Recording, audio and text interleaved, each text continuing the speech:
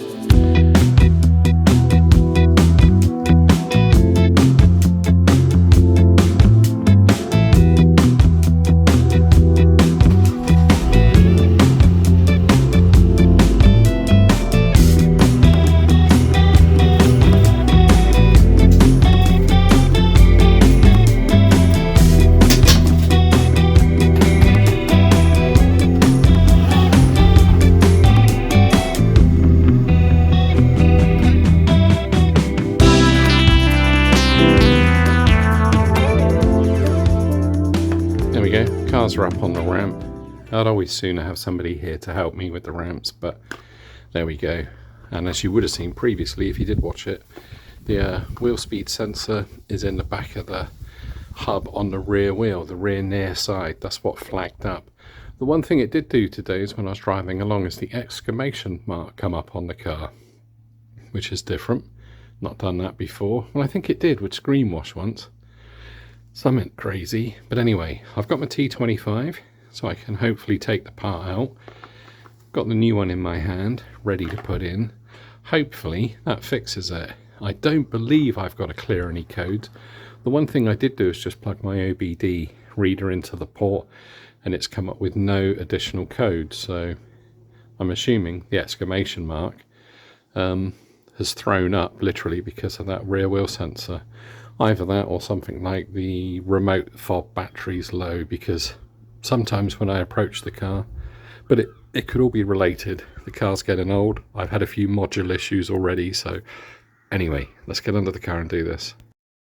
Well, if you remember rightly, the actual part I need to undo is located just there in the back of the hub, hence why I've got a bit of an extension bar going on with my ratchet set. I have been looking at these because I think I will replace these, and I did speak to somebody the other day about dropping the subframe, but I'm kind of in two minds. Who knows? Let's see what I do. Yeah, because I may change the bushes on these. These definitely need doing, but let's just get that bit out and undone.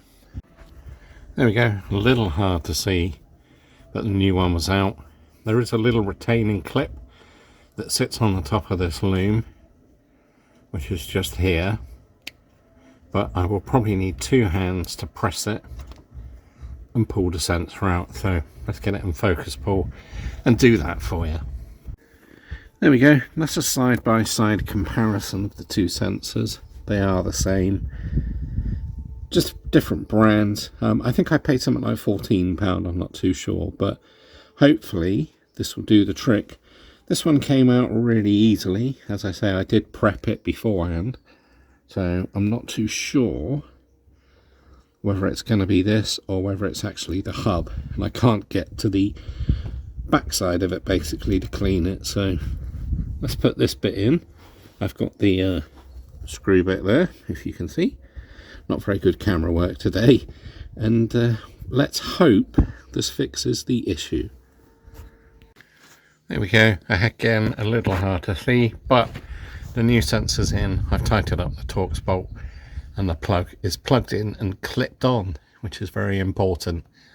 So let's hope it was the wheel speed sensor and it's not the actual disc on the back of the hub.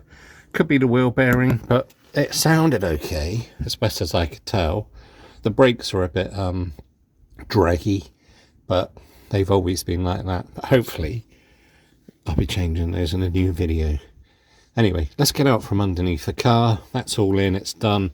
So at least I know the sensor's changed, which was the cheapest part of the bunch. And if it's not that, which is what the 4scan said, then it's going to be probably a couple £100 for a new hub.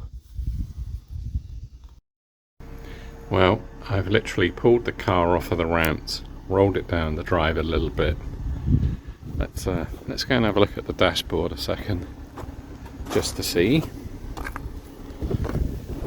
And yes, as you may be able to see, let's take the handbrake off, put my foot on the foot pedal. The fuel warning light's on because, as per usual, Focus ST life, I've probably only got 40 miles left. My nearest petrol station that sells the proper fuel for this car is about 12 to 13 miles away, but the light's gone off already. Simple as that. That's all it was. All of that worry. Was it this? Was it that? Could it be the ABS blooming pump, which they're known for? Touch wood, that doesn't happen. So yeah, now all there is for me to do is drive and go and get some fuel, which is really, really handy. Quite an easy fix. If you would have noticed, let's turn this off to save fuel. If you would have noticed, my missus got me some overalls that I was wearing. Now, she actually bought them about 2 years ago, but obviously due to my treatment and my illness, I've lost a couple of stone in weight, and they actually fit now, which is really handy because in the last video, I made a right mess of my decent trainers, my socks, and my shorts. Yep, just ruined them from working on a car. But there you go. Anyway, a very brief video just to say I've updated it. It's all been fixed, which I'm really grateful for. Now I'm going to go and enjoy it. Even though the roads will probably be busy. So if you've not subscribed already, I'm starting to get back into doing videos as my health improves. It's still not easy. I've still got my stoma, which means an additional operation that's going to knock me out for a few more months. But yeah, I'm getting back into my motor content, lad. Right, enjoy it, guys, and catch you again in the next one.